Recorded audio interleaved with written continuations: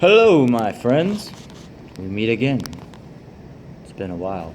Where should we begin? Creed? Yeah, it's Creed. Creed! Yeah, so, I got a new video for you. P.S. Hi, how are y'all doing?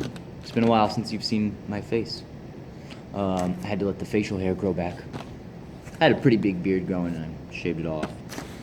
But I'm back. Hi. This is not a new comic book day haul, which is my normal MO. Modus operandi. Die. And sorry if you can't hear me well, I am a mumbler and I'm further away from my phone than I normally am. I don't use a mic. But I'm also at work, I'm not at home, not, in my normal cave. I'm in a bowling alley. Luckily no one's bowling, but it's my other job, my real job, the one that actually pays bills, pays the rent. And like the chump change I make flipping comics on Instagram. That really just funds the hobby, I think. I mean, basically sell comics to buy more comics for myself. So. But what I thought I would start showing you guys doing like unboxing stuffs. I'm not a fan of them. Typically, I'm deterred by unboxing videos. They bore me. I hate spending, we already had a minute and a half. You spend multiple minutes just looking at a box, the same brown boringness. And then 10 minutes into it, you finally actually get to see what's in it. And so you spend that whole video just to see one thing. I don't know, never liked them. They're not very appealing. But I thought if I maybe let a bunch of packages stock up and I mixed it up, threw some movies in there and whatever, maybe tried to be a little funny about it. I don't know, it might be a new feature thing I try, do like a weekly or bi-weekly or gay weekly, trans weekly, unboxing opening feast. I don't know, I'm trying. So, I'm gonna jump right into it and open these. I already kind of split them all open. Yeah, we'll see how it goes. If you hate it, if I'm bothering you, if I'm offending you, fuck off. I'm gonna do it anyway, okay? Because I like it. Just kidding. But I already split these open to make it easier and do this kind of faster. This is my second take at it. As I've said before, I don't use a professional camera. I don't use a microphone. I don't edit anything. I just shoot it live. We'll do it live. And if I fuck it up, if I, like I'm about to do it, fucking don't do it. I try to do too much at once, or I ramble on, and I just get off track, and So, we're gonna back on track, and open these for you guys. But yeah, I wanna start doing editing stuff. I just don't really have a laptop that works well, or a computer, period. I just use my phone. I know you can edit things on your phone, but it's harder, it's not as good. So it's not better, it's more worser. So if I'm gonna try to get a laptop or something for Christmas, something fancy that I can just throw some videos together, throw some music on it. Bet you'd like to hear that. Lo-fi hip-hop, cool techno groove, feel-good music, or some heavy metal. Anyway, so we'll work on it. I'll try to add some production value. That's what I was looking for. Okay, guess what? I got is it a DVD? Is it a video game? Is it a DVD? No, it's a DVR. Who knew? Brink, guys. I'm so pumped to have this. I've wanted this movie since I was 8. This is hands down my favorite Disney Channel original movie. Put it in one of these things. Cool. I've been after one of these for a long time. They never put it on DVD. I don't think hardly any of the Disney Channel movies were put on like authentic disc. I think some of them had VHS releases, which I believe this one did, but they're super rare and super hard to find. Sometimes you can get lucky at like your Goodwills, but I don't know why I stopped looking for it, but it's probably been just a couple years since this movie was even on the brainwaves, and I forgot about it. And then recently, I think something made me think about Airborne, another really good Blade movie. So I looked up Brink and found this for like $10 in DVR. It's supposed to play great. I don't really care. It's just like a rip of some TV copy. Like, it was probably on TV and the guy recorded it or something. But I don't care. You get all the cool, you know, you get the case. My big thing is the spine. You gotta have a spine because I have a huge collection. I want to see the spines on my shelf. That's what I need, and this has it. So you can get that fucking X-Blades jerkwad. Was it like Val? God, do I remember that right? Val, Sam Horrigan. Fuck yeah, the vindictive Val. Oh man, hell, Team X-Blades. What did they change? And then isn't it like? I'm mixing up the movie Grind. I was gonna say Super Duper Skateboards. Aren't they Puffin Suds? Or something silly like that? Yeah. Super Duper is Grind. Another great fucking movie. Sweet Lou. Ah, dude. Grind. Fucking Grind. Alright, next moving on. This one is a DVD. I don't buy games. I don't know why I made that be a suggestion. I'm a huge horror fan. Huge horror fan. If you don't know me, I used to post horror reviews in hauls relentlessly on Instagram. That's about the only social media I do, if you don't count YouTube. But big horror fan. I think even my avatar or icon for YouTube is some fucking grotesque horror face. I haven't changed it to my comic thing yet. But yeah, I love horror. So, but one, what am I trying to say? I don't know how I would describe, what's a good adjective for it? Who I would consider to be the prince of independent horror. I wouldn't use the term Godfather, he's not that old or anything. But like, as far as like modern splatter, super gore, like fucked up, like, I don't know. I think Romero would actually be the Godfather of independent. Yeah. So that's what those were. But whatever. If, for people that are into like new, extreme, fucked up horror, or if they want to watch something fucked up, this is usually the guy I recommend. Brian Paulin. Don't look at that movie. This is one of his early flicks. Dead Girl on Film. And stuff's probably all backwards for you guys. Hopefully when I post the video, it'll flip it 180 degrees. But from what I'm looking at, it's 2 movies actually. The other one is not his, and it's unrelated entirely. I think it's like a goofy horror crime, like a crime movie. Oh man, it's gonna be terrible. Kitty Killers. Ugh. I'll watch it eventually, but it'll be a while. The one I'm going for, Dead Girl on Film. Brian Paulin, he did movies. He hasn't done very many, like maybe 7 or 8 flicks, but Bone Sickness, Fetus, that's the one. If you've heard of him at all, or heard of any of his stuff, Fetus is the one. He got a lot of flack for that. It's fucked up shit. Blood Pigs, Cryptic Plasm, yeah. I don't know. Yeah, just really good stuff. Brian Paulin, he's in all of his fucking movies. At Dawn They Sleep is a good one. I think that's him right there. Fucking long, Dave Mustaine looking, long red hair. Super cool dude. But check out his shit, Brian Paul. Fucking highly recommend it. If you're into like extreme gore, if you're just like the fucking conjuring, paranormal entity activities, insidious nuns and Annabelle Roberts shit. If that's what you like, the Blumhouse crap, that's not for you. But if you're into like old splatter, Italian, fucking whatever, Argento, what's his name? Jorg Butergeist. I don't know how to really say it. Oh, that one guy, fucking Der Toadskin King. The Stram guy. That guy. If you're into shit like that, you'll like Brian Paul. Or maybe, well, that's what I was trying to think of. Like, do it yourself, like DIY horror, like kind of newer, modern age.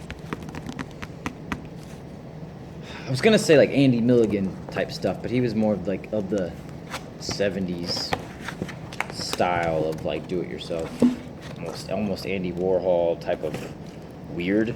This guy's more newer, metal, do it in your garage kind of thing, but like really fucking amping up the gore to like 12. So whatever. Moving on. Brian Paulin, Dead Girl on Film. 2-pack with this piece of shit. Cool. Sorry for the rant. I'll probably make a little note that if you're into comics, you can skip to minute 10. So these were from I think I opened both. Last week, I ordered last Wednesday after I hit 2 comic shops and couldn't find what I was looking for. I had to go to the Bay and buy a basket full of heads. Yeah, it totally is a little blurry. I'm getting like this haze off these lights above me. These fucking gay ass fluorescent neon things. Hella bright. Ah! Joe! Okay.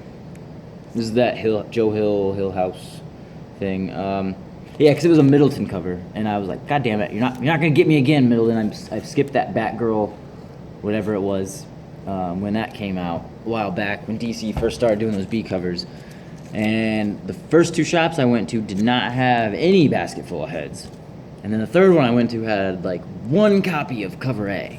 So I was like, oh shit, is this gonna be like it's not really under the radar, because everyone was kind of looking out for them. And I think the print run's pretty high, because people were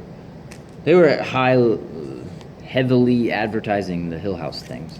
So, I don't know, I just wanted to make damn sure I got one of each cover, but especially the B cover was one I really wanted. And then sure enough, the 4th shop I went to, I have like 7 shops in we're called the Quad Cities, and there's like, might be 6 now, but there's at least 6, if not 7 comic shops in this, really just in 2 of the towns. There's only like 1 in the other 2, but we're like the Quad Cities. And so I tend to hit half of them every week.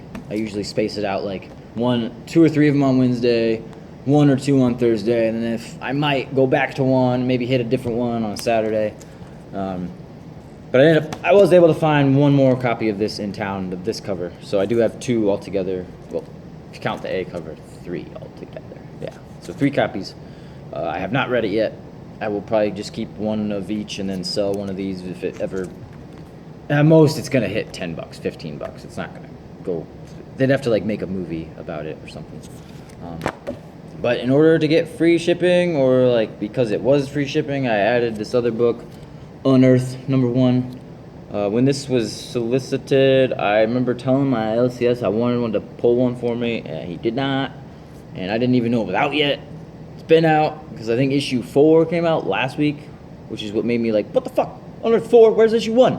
And out of all those shops I went to, I also couldn't find any copies of Unearth 1. I found like, maybe 5 even just came out. Whatever, I found like 4 and 5, or 3 and 4 at one shop, and then 3 at one, 2 at one. Couldn't find a 1, but if I do like it, I'll be able to go around town and pick up the whole set. So there is that. Next is the package that's literally been in my house for like 6 months. I just haven't gotten around to opening it. I don't know if I said it on this take or the last one, but I was going through a move, so I wanted to wait. And then after like 6 months, I went through another move, and now I'm finally settled again. So it's like, you know what, I need to open this and actually properly thank my dude here. Andrew Briggs, right? Andrew Briggs, yeah, I knew that. We're in a comic book club together, and he pressed some books for me. I think I traded him something for some presses. I don't remember, but I don't think he has YouTube. He might, because he does a lot of pressing. I think he films it, but I know he has Instagram. Check him out. It's Andrew's Comics and Dogs, or Andrew Comics and Dogs. Usually has a Moon Knight logo. I can't think of it off the top of my head, but super cool dude, really fucking cool. He does pressing now, and he's really good at it. I don't have before pictures to show you to do like a before and after, but after just looking at these, I would vouch for him, hands down. He does great work. So I'll just show you what he did for me. He hooked this one up. I had horrible water damage, where even in like a Mylar bag, it was still rippling and just looked so poor. But he fucking cleaned that up. This old Hulk, I think, is the first Golem or something. And Draxon, or it's Draxon, or it's his second. But I think at the end you get the Golem, or I don't even remember. But it also had really bad rippling going on, and he hooked that, flattened that shit out. Looks great. Bumped it up like in probably 2 letter grades even. Went from like a fair to very good. So thanks for that. And then this one, the kind of creme de la creme. Sorry. what is this? Where Carol gets her powers. It's like her second appearance, maybe third appearance. I think she showed up in one of those Marvel superheroes books, like the second or third Captain Marvel. And then she was kind of a reoccurring character. Not really, though. Like, super duper side once in a while. So, this is an early appearance of her. Third, if I had to guess.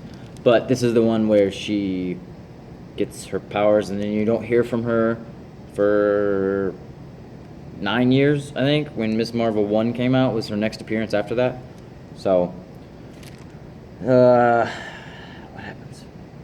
Marvel and Jan Rag, so the Jude Law character, he's a bad guy in the comics. Having like they're duking it out, and Carol pops in or something, or she was like his hostage, and she gets in the way, or gets tossed up against this machine, which is like a Kree machine. What was it called? Like the Psyche Magnetron or something? I don't remember. And it like shocks her. She gets in the way of like his blast and hits the machine. And then that was kind of it. Like, Marvel, like, I think carries her out and like, oh, she's alive. She's still breathing. She's good. And you don't hear about her for like 10 years until they bring her back from Ms. Marvel. Number 1. There you go. Origins. And then this one, fucking awesome. That one had like early mold damage. This one also does, and I think he either didn't do anything to it because you don't want to fuck around with mold. It's contagious, dude. It spreads to your other shit. Or he might have cleaned it up. I think it looks nicer than it did. I think, but I don't want to take it out right now and touch it. I want gloves on. But whether he did something to it or not, I think he did, and I think he just cleaned it up, and it does look better. It doesn't look as bad as I remember it. But this one was just pops. The colors were popping on it. You can't really tell in this light or anything, but this one also had bad, like, early mold deteriorating going on. So he hooked those up. All right, so thanks, buddy. Appreciate that. Andrew's Comics and Dogs. Check him out. And I have 50, 45, 44, 43 seconds to go through this last one before my phone craps out on me. So I'm gonna be fast. I'm always fast. That's right, ladies. Luckily, this one is all the same thing. It's all like 5 copies of Atomahawk #1, the almost best thing Donny Cates has ever done. And really, it's just cool for the art. He wrote it. I think it's like his tattoo guy did the art. I don't even know. Biederman. But yeah, dude, Atomahawk's great. Besides Venom and Redneck, this is what I recommend for Cates. All right, guys. Thanks for watching. Peace out.